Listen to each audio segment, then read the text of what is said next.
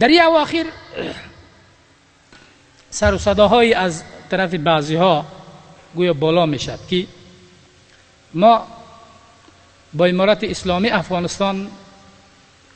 به خاطر باز پس گرفتن میدان هوایی بگرام داخل گفتگو و مذاکره هستیم و گویا تعامل میکنیم و از روی زور نتونستیم، از روی تعامل سیاسی میخواهیم که ما پس این منطقه را به دست بیاوریم. ایره برای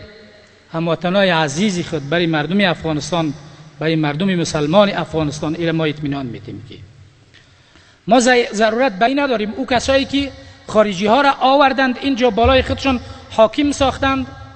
و میخواستند که با زوری از اینجا حکومت بکنند، اونا ترسو بزدل بودند، اونا از ترسشان